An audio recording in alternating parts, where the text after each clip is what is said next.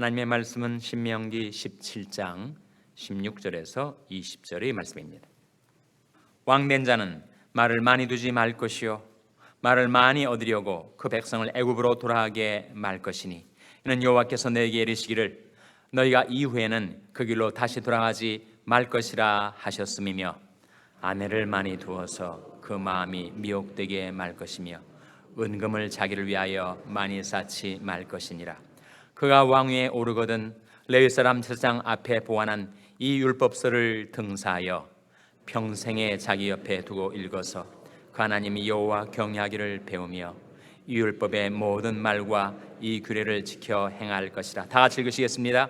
그리하면 그의 마음이 그 형제 위에 교만하지 아니하고 이 명령에서 떠나 좌로나 우로나 치우치지 아니하리니 이스라엘 중에서 그와 그의 자손의 왕위에 있는 날이 장구하리라. 아멘. 할렐루야. 서로의 평강의 복을 기원하는 마음으로 샬롬 인사 나누시기 바랍니다. 샬롬. 샬롬. 오늘도 수요 새벽 예배 잘 나오셨습니다. 오늘 수요 저녁 예배가 7시 반에 본당에서 드려지게 되겠습니다. 우리 연초 특별 새벽 기도회 전체 주제는 축복과 부흥의 길로 나아가라 하는 주제로서 6일간 6경로를 우리가 매일 아침 하나씩 생각해 보고 있습니다. 첫날 축복과 부흥의 길로 나아가기 위한 첫 번째 경로 무엇이었습니까? 회개였습니다. 둘째 날 두 번째 경로 무엇이었습니까? 기도였습니다. 오늘 셋째 날 세 번째 경로 무엇이겠습니까? 말씀. 이제는 뭐 다 꿰뚫어 알고 계시네요.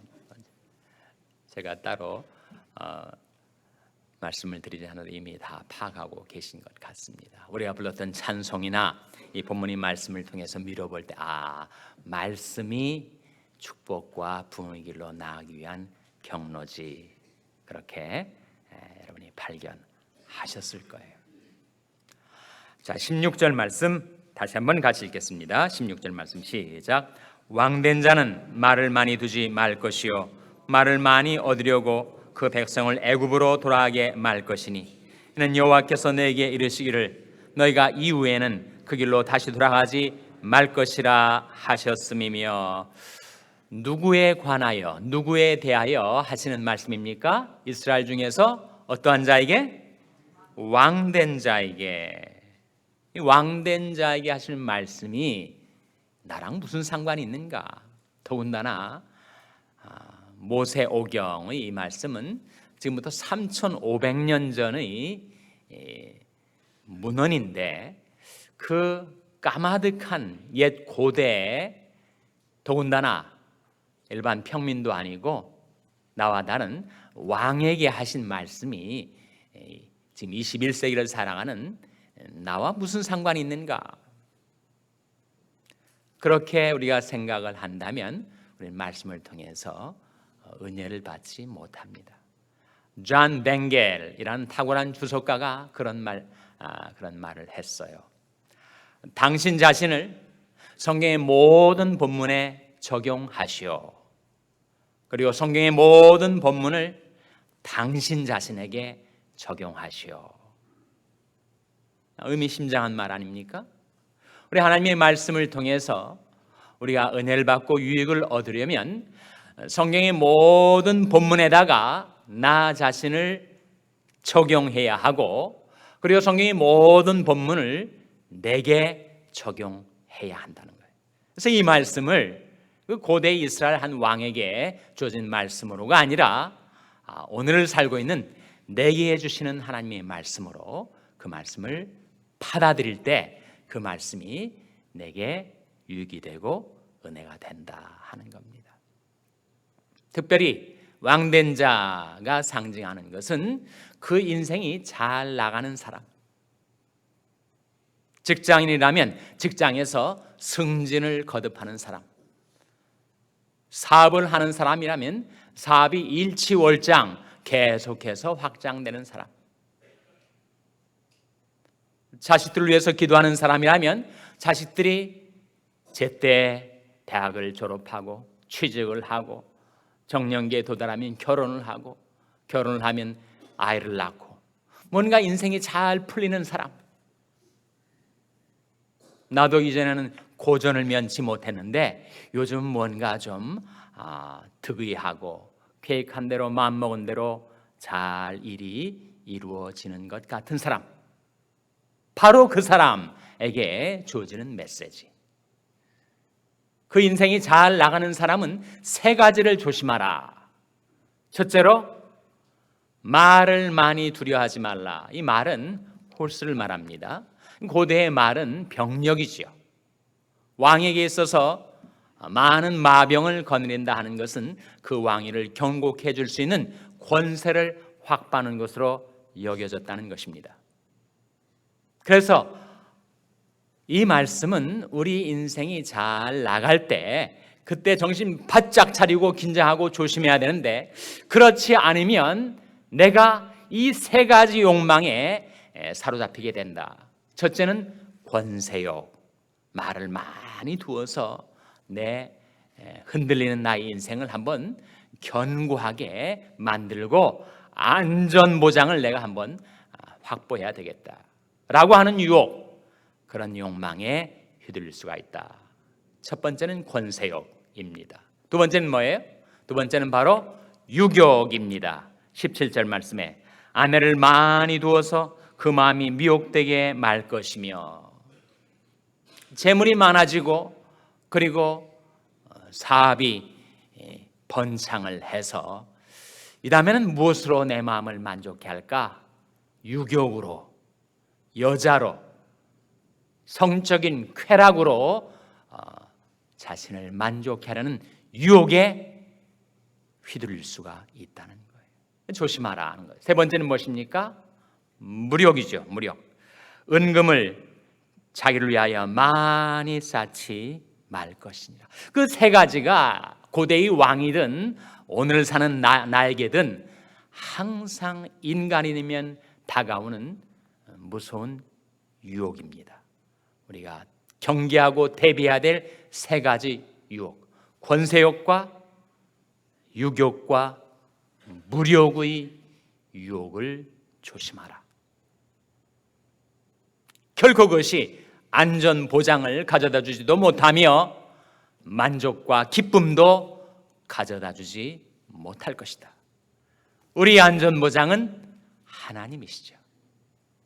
여호와 이름은 견고한 망대라, 의인은 그리로 달려가서 안전함을 얻느니라. 하나님이 우리 안전 보장이십니다. 하나님이 우리 사랑이요 기쁨이요 만족이시죠. 나는 의로운 중에 주의 얼굴을 보리니 깰 때 주의 형상으로 만족하리이다. 그래서 그 인생이 잘 나가는 사람은 이 세 가지를 조심하고 대신 이렇게 살라, 그 라이프 스타일을 우리에게 가르쳐주고 있는 것입니다. 바로 18절 19절 말씀이죠. 같이 읽겠습니다. 18절 19절 말씀 시작. 그가 왕위에 오르거든 레위 사람 제사장 앞에 보관한 이 율법서를 등사하여 평생에 자기 옆에 두고 읽어서 그 하나님 여호와 경외하기를 배우며 이 율법의 모든 말과 이 규례를 지켜 행할 것이라. 그가 왕위에 오르거든, 그가 직장에서 승진을 거듭하거든, 그가 사업에서 성공을 거두거든, 유욕과 무력과 권세욕에 사로잡혀 휘둘리지 말고 대신 하나님의 말씀을 평생에 자기 옆에 두고 읽어서, 그것이 우리 하나님의 백성들이 이 세상에 사는 날 동안 가져야 될 라이프 스타일, 생활 양식이라는 것입니다. 그 말씀을 통해서 평안을 얻고 안전을 얻고, 그 말씀을 통해서 만족을 얻고 기쁨을 얻고, 그 말씀을 통해서 우리는 행복한 인생을 살 수가 있다는 거죠. 평생 하나님의 말씀을 자기 옆에 두고 읽고 살아가라. 그 말씀을 주야로 묵상하며 복 있는 사람으로 그 인생을 살아가라 하는 거죠. 옛날에는 정말 성경책이 희귀해가지고 다 등사를 했거든요. 그래서 서기관, 스크라이브라는 직종이 따로 필요했었습니다. 그러나 오늘날 얼마나 성경 말씀을 우리가 가까이 쉽게 둘 수가 있습니까? 여러분 성경책을 여러 권 가지고 계시죠? 스마트폰에 성경 바이블 앱을 집어넣어가지고 언제든지 성경 말씀을 가까이 할 수 있는 그런 문명의 이기를 우리가 활용할 수 있지 않습니까? 너무 세상 오락과 쾌락을 즐거워하고 그것을 쫓아 사는 가운데 하나님의 말씀을 등한히 하지는 않는지. D.L. 무디가 그런 말을 했어요. 하나님의 말씀을 가까이 하라. 그러면 죄가 당신을 멀리할 것이다. 그러나 하나님 말씀을 멀리하라. 반드시 죄가 당신을 가까이 할 것이다. 이 말씀과 죄는 우리 삶 속에서 나와의 관계 속에서 반비례를 합니다. 말씀을 가까이 하면 죄가 물러가지만 말씀을 멀리하고 말씀을 등한히 하면 나도 모르는 사이에 죄가 내 문 앞에 엎드러져서 그 죄가 나를 고꾸라뜨리려 한다 하는 거죠. 그래서 말씀을 평생에 자기 옆에 두고 읽는 자가 받는 은혜가 세 가지가 있다. 오늘 본 말씀에 첫 번째는 무엇입니까? 그 하나님 여호와 경외하기를 배우게 될 것이다. 여러분 하나님의 말씀을 통해서만이 우리가 진정 하나님을 경외하며 살 수가 있습니다. 너희 소자들아 내게 나와 들으라. 내가 여호와 경외함을 너에게 가르치리로다. 시편 34편 말씀인데 우리 하나님의 말씀을 가까이 하고 그 말씀을 읽고 묵상하며 살아가면 나도 모르는 사이 내 마음속에 하나님을 경외하며 살게 된다는 거예요. 하나님을 경외할 수 있다는 것은 이 세상에 가장 값진 다이아몬드를 얻은 것보다 더 귀한 보배를 얻은 사람입니다. 여호와를 경외함이 지혜의 근본이니까 하나님을 경외함을 말씀을 통해서 배워요. 정말 하나님은 살아계시고 하나님은 복을 내리기도 하시고 화를 내리기도 하시는 그 하나님을 우리가 경외하고 신뢰하고 사랑하며 살 수 있게 해주는 것이 바로 성경책입니다. 둘째로 무엇입니까? 둘째로 그 다음에 나오는 말씀, 율법의 모든 말과 이 규례를 지켜 행할 것이라. 하나님 말씀에 순종하며 살게 해준다는 거죠. 모든 성경은 하나님의 감동으로 된 것으로 교훈과 책망과 바르게 함과 의로 교육하기에 유익하니 이는 하나님의 사람으로 온전케 하며 모든 선한 일을 행하기에 온전케 하려 함이니라. 말씀을 평생 자기 옆에 두고 읽으니까 마음속에는 하나님을 경외하는 그런 마음을 갖게 되고 그리고 늘 그 말씀을 듣고 읽다 보니까 그 말씀 따라 살아가는 삶이 내게 이루어지게 된다는 거죠. 그 말씀이 내용은 내 마음에 붙어있는 더러운 죄악들을 씻어내는 생명수 샘물이 되는 것입니다. 예수님께서 저희를 진리로 거룩하게 하옵소서. 아버지 말씀은 진리니이다. 너희는 내가 일러준 말로 이미 깨끗하였으니 이는 곧 물로 씻어 말씀으로 깨끗하게 하사 거룩하게 하시고 자기 앞에 영광스러운 교회로 세우사 티나 주름 잡힌 것이나 이런 것들이 없이 거룩하고 흠이 없게 하려 하심이니라. 그래서 우리가 말씀을 읽다 보면 교훈을 받아요. 책망을 받습니다. 바르게 함, 커렉션을 받습니다. 그리고 계속 말씀의 길로 살아갈 수 있도록 의로 훈련을 받게 돼요.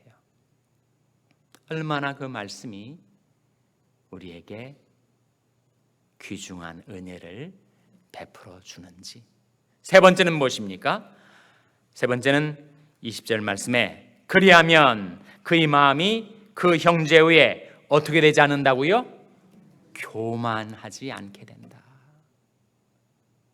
참 교만은 나는 전혀 교만과는 상관없는 겸한 사람이야.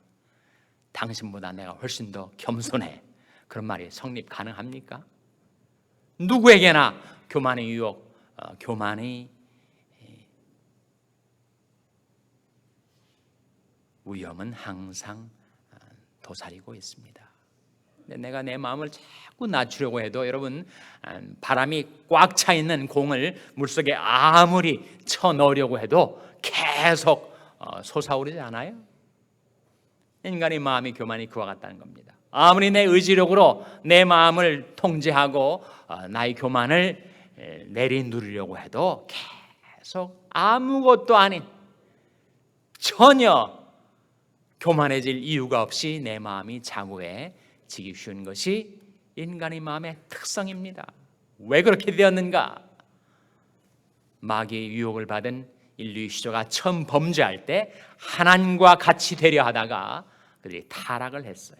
자기를 높이는 자는 반드시 추락하게 되어 있는데, 그 이후로 인간의 마음속에 이 교만이라는 본성이 있어서 계속 그 사람을 패망의 길로 몰고 갑니다.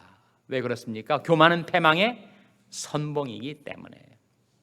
그런데 인간의 마음을 겸허케 해주는 유일한 처방, 그것이 바로 하나님의 말씀이라는 거예요.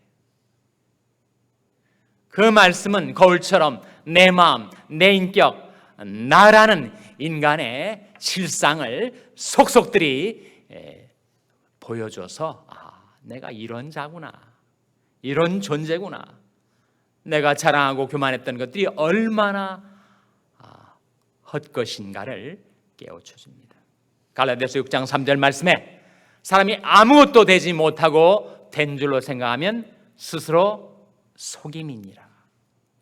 바울은 권면하기를 내게 주신 은혜로 말미암아 너희 중 각 사람에게 말하노니 마땅히 생각할 그 이상의 생각을 품지 말고 자기를 과대평가하지 말고 오직 하나님께서 각 사람에게 나누신 믿음의 분량대로 지혜롭게 생각하라.